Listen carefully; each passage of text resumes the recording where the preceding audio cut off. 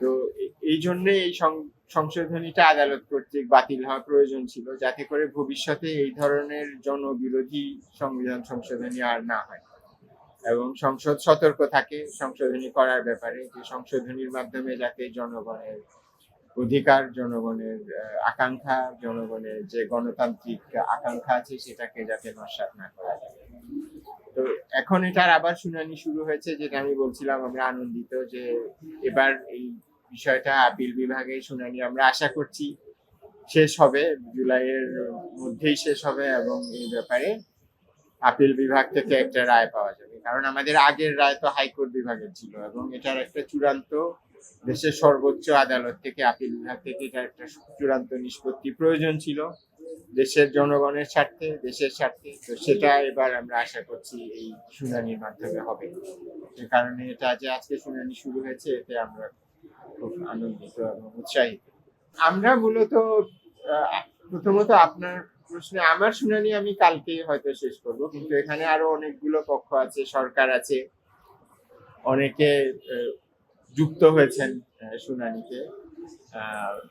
জামাতে ইসলামের আরেকটা পৃথক আপিল আছে, আরেকজন আইনজীবী করা আরেকটা পৃথক আপিল আছে। তিনটা আপিল একসাথে শুনানি হচ্ছে। তো তিনটাতে, একটাতে আমরা বদিউল আলম মজুমদার সহ অন্যদেরকে রিপ্রেজেন্ট করছি, তো আরো দুটো আপিল আছে। তো বেশ অনেকগুলো পক্ষ আছে। তো আমি আমার শুনানি কালকেই শেষ করব এবং আদালতের মনোভাব থেকে আমরা যেটা বুঝলাম যে ওনারা এটা খুব দ্রুতই শেষ করতে চান এবং ওনারা এটাও বলেছেন যে এটা তো আগে একবার ওনারা বিস্তারিত ভাবে শুনেছেন, কাজেই অনেক কিছুই ওনাদের মনে আছে। আমরা সংক্ষেপে ওগুলো ওনাদেরকে আবার একটু মনে করিয়ে দিলে ওনারা খুব দ্রুত এই ব্যাপারে রায়ও দিতে চান। কাজে আমি আশা করছি যে এখন যে বেঞ্চ আছে এখানকার একজন মাননীয় বিচারপতি জুলাই মাসের মাঝামাঝি সময় অবসরে যাবেন, ওনার ভুল না হয়ে থাকে। তো এই বেঞ্চ যেহেতু শুনছেন, আশা করা যায় যে জুলাই মাসের মাঝামাঝির মধ্যেই এটার ব্যাপারে একটা রায় হবে। কারণ না হলে তো আবার আগের অবস্থা হবে যে আংশিক শুনানি হয়ে এটা রায় হবে না। যেহেতু শুনানি শুরু করেছে, এই বেঞ্চকেই শেষ করতে হবে এবং এই বেঞ্চ এভাবে আছে জুলাই মাসের মাঝামাঝি সময়, এই মাসের মাঝামাঝি কাজে এর মধ্যে শেষ হবে। একটা হলো তো হাইকোর্টের রায়ে যেমন তত্ত্বাবধায়ক সরকার ব্যবস্থাকে পুনর্বহাল করা হয়েছিল, কিন্তু দেখা গেছে যে তত্ত্বাবধায়ক সরকার সংক্রান্ত কিছু জিনিস পুনর্বহাল হয়েছে কিন্তু সবকিছু হয়নি।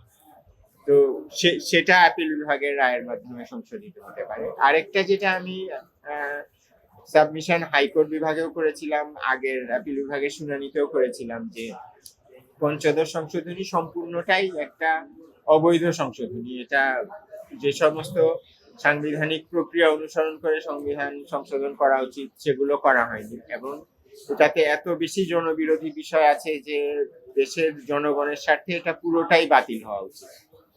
তো আমরা, হাইকোর্ট বিভাগ পুরোটা বাতিল করেননি, অংশ বিশেষ বাতিল করেছেন। তো আমরা এখানে আবার সাবমিশন করব যে এটা পুরোটা বাতিল করা উচিত।